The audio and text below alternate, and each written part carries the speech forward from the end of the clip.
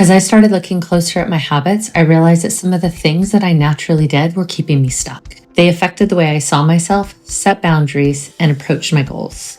Once I became aware of the implications of these habits, I made small adjustments over time.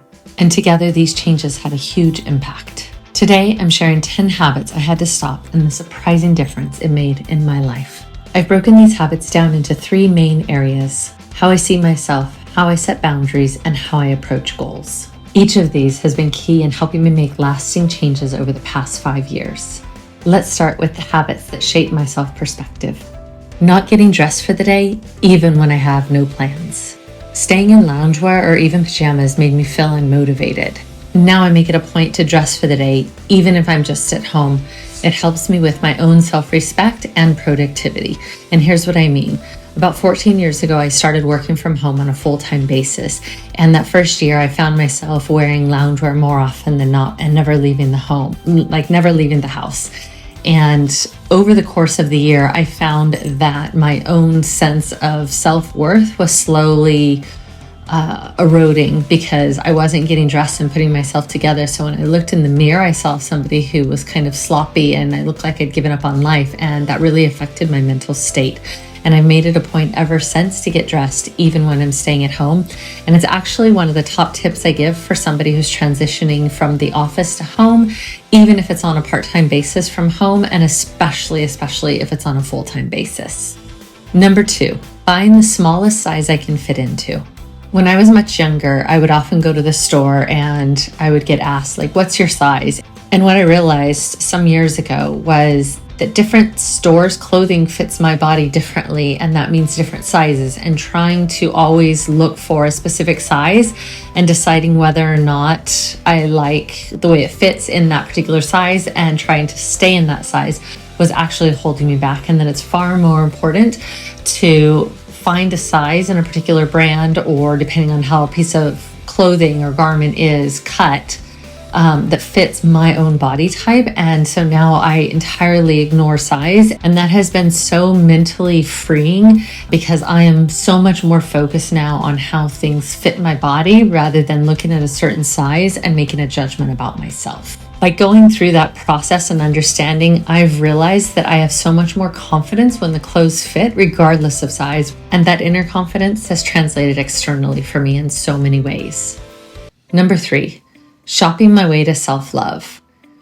This isn't necessarily about clothes. This is about buying and spending in general. I have spent so much of my life working hard in order to have money so that I could buy what I wanted when I wanted, that I lost sight of why one buys in the first place. And I found myself caught in a cycle of buying things in order to become more happy because I was working so much and doing so much. For me, it was hey, if I make this money, then I can go spend it and then I'll be happy. And I really had to reset my thinking and stop buying things as a way to happiness or as a way to self-love. Now, instead of shopping, I've spent time and energy building my own inner self-confidence in a variety of different ways. It doesn't mean that I don't shop. It just means that my purpose for shopping has fundamentally changed. It's no longer to give myself love.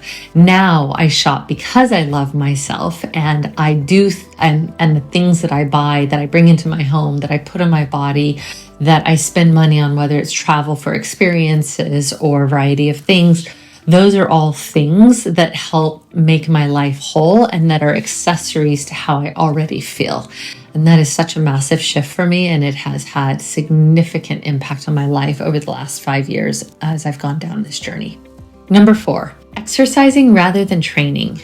I've always exercised, and going from competitive sports to adulthood to becoming a mom, I really looked at exercise as a mom as something that happened in my spare time. And over the course of trying to get back to my former fitness level, or at least a semblance of that, I realized that it wasn't exercise that I needed, it was training. And for me, I really learned to distinguish between exercise and training. And exercise, while it's all well and fine, is something that you do without a lot of thought. So I used to play soccer. I would go out and play soccer because I love to play soccer. Or I would go running, or I would go walking, or I would go to the gym and lift weights, but I didn't necessarily have a specific training goal in mind. And so now I spend far less time actually exercising because I'm far more structured and focused. So I work out my leg muscles 2 times a week. I do my arms, chest, and shoulders once a week. And I have very specific exercises that I do and rotate around. And then I do core exercises. And I do try to get some cardio or walking in on a very regular basis. I'm focused on health longevity rather than exercise for exercise's sake, or just doing it because I know that I should. And so now that I have this long-term goal in mind, and that I'm interested in achieving that over a long period of time, there's no longer this, oh, I'll exercise when I get to it. No, I have a very strict training plan that I generally follow. I'm not perfect. I fall off the wagon. And when I fall off the wagon, I just take care not to beat myself up anymore and just get back on. Let's move on to emotional boundaries. Up first on that one is saying I'm fine when actually I could use a hand. I have spent most of my life saying I'm fine, that I can figure it out, I'll do it myself, in every capacity that you can think of, because to me that equals strong, confident, powerful woman, and I'm trying to be all of those things. The thing that I missed in all of that is that also knowing when to ask for help or let somebody lend a hand means that I could be better at, or more focused at, or provide a better outcome to the things that I was focusing on by allowing and juggling and letting others lend a hand, and me lending a hand where it makes more sense. 3 or 4 years ago during the pandemic, when I have 3 kids, and I could not figure out logistically how to get 3 kids to 3 different spots all within a certain time frame. And I asked another parent for a hand with transportation for one of the kids, and they were more than happy to do that. And I returned the favor, and it felt really good, actually. And I wondered why I'd held off for so long. So if you're someone who says I'm fine instead of asking for help or accepting help, oh my goodness, it's been a weight off my shoulders, and it's actually given me some friendships, or created some friendships that I didn't have before. So for me, it's been a win-win. Overcommitting to things I don't enjoy. There are some things I really enjoy, like deep conversations, my coffee, my family, spending time with my husband and my kids. And then there's things that I would say yes to out of obligation, not knowing how to say no, or fear of missing out. And lots of those things would actually overwhelm me, such to the degree that I would feel uncomfortable, I would doubt myself, or I would spend a lot of time, as an introvert, I would spend a lot of time kind of recovering my energy after that. So now when something is not in my wheelhouse, or doesn't fit into my schedule, or it's a last minute request, I am okay with saying no, because I want to show up at my best at all of the things that I do and that I work on. And if that means saying no to the things that don't bring me joy and that I don't feel good about doing, so that I can put all my time and energy into my yes things, then that is absolutely, in my opinion, the right thing for me to be doing. And finally, under the emotional boundaries bucket, feeling guilty for spending time on social media. I realize this might be controversial, but I don't think there's anything wrong with social media. Before we had social media, we had movies and we had TV and we had radio. We always spend time on things that we consider kind of downtime. Nobody really gives you a hard time about watching a movie on a Wednesday night. But if you're on social media for 2 hours, it's kind of like, ooh, you better watch it. You're going to get addicted. So yes, there's addiction. I don't want to minimize that. And I don't really want to focus on that in this video for this topic. But I love to spend a few minutes unwinding in the evening with social media right before I go to bed. I like to spend anywhere from 5 minutes to 30 minutes. Sometimes I don't even look for a couple of weeks, and then the next thing you know, it'll be 2 hours that I'll watch different little snippets of comedy or cute fluffy animals. And I don't feel guilty about it all anymore, but I used to. I used to feel like I wasn't setting a good example for my kids, that it was taking time away from the family. And the truth is, if I get done everything I need to get done, I should be able to have guilt-free downtime. And if I want to spend it on social media instead of some other thing, why am I punishing myself for that? So no more guilt. And my third category, mindset and productivity. First up on this one is keeping unrealistic to-do lists. And here's the thing. I really, really enjoy having too much on my plate. I thrive in seeing how much I can get done. And I think this is the dark side of productivity, where you're trying to squeeze every inch out of every moment of every day. I thrive when I am busy 60, 70, 80 hours a week. About, I want to say maybe just before the pandemic, I switched over to,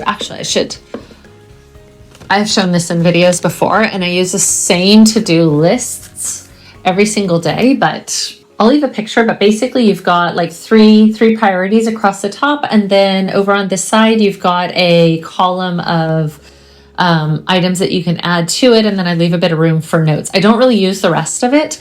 However, this has had a massive impact on my ability to stay focused on the priorities and give myself stretch goals. So the top 3 things on my list are the 3 things that I'll accomplish in the day. Everything over here is like, hey, I would love to accomplish this, time allowing. So I really think about, what are the 3 things, if I get nothing else done today, what are the 3 things that are absolutely critical for today that I and it doesn't mean like done, because I realize that there are lots of work projects that span over multiple days. So I will chunk those down and I will say, what piece of it must I get done today, or that I'm going to focus on today? And then I can walk away from my list. If those 3 things are done, I know like, hey, I've nailed today. Anything else in the list that I can get done above and beyond that, I consider bonus. That is my way of finding a balance between being hyper productive and going for 18, 20 hours a day, and kind of wanting to get stuff done, but say procrastinating or putting off the really important things and doing like the lower hanging fruit that's like nice or fun, but not getting to the really important stuff. So this list is balanced. I'll leave a link to it because it's amazing. I've been through 7 or 8 of these notepads at this point. So overthinking small decisions. I used to get caught up on overthinking even the smallest of decisions, whether it was getting dressed in the morning, whether it was the order that the apps on my phone were arranged in, what to have for breakfast.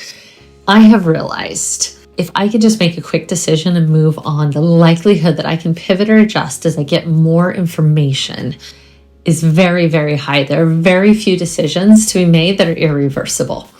So I have a tendency now to make really, really quick decisions on the small things and even the medium-sized things. And it has freed up so much mental headspace for me over the course of time. And then I can use that for deeper thinking, creativity, number of other ways, because I'm not having to spend so much energy on all these small decisions that don't have a huge material impact. Or if I realize that I'm wrong, I can just course correct. And number 10, skipping time for reflection because I was too busy. So I've always heard like take 5 minutes, journal, write something out and reflect on your day, etc., etc. So I got a journal and I tried really hard to do a little bit of evening reflection. But let me tell you, I am not an evening person. I'm a morning person. And when the evening would roll around, I would like, oh, I'll do that tomorrow. I'll do the journaling tomorrow. And the next morning, because it wasn't part of my morning routine, I wouldn't even think about it. Or I would sit down in the evening and my thoughts would kind of be all over the place from the day. And I know maybe it was a chance to kind of get the thoughts down and let them marinate. But the reality is it didn't work for me. And so I pushed it to the side and I thought, oh, I don't have time for reflection. I'm too busy. This doesn't work. I don't know what anybody's talking about that says this is the greatest thing. And again, a few years ago, I thought, you know what, let me try it again in the morning, in the quiet of the morning. I follow the Arlo method. It's a method that I made up based on aggregating together a lot of ideas that different people had about how to get the morning started. And within that method, I do a bit of kind of journaling and self-reflection. And what I have found is that 5 minutes is fantastic for me in the morning because from the day before, it gives me enough time to wind down my evening, sort out the family, relax, read a little bit before I go to bed, because I love to read right before I go to bed, sleep on everything, and somehow sleeping on everything from the day before allows me to wake up the next day with a level of clarity and thoughtfulness. And just a couple of minutes organizing my thoughts and jotting things down in the morning has actually helped me a great deal in a number of ways. So I used to skip time for reflection. I don't skip time for reflection anymore. I spend 2 to 5 minutes, maximum 7 every morning as part of my Arlo method. And it has made an enormous impact in my life.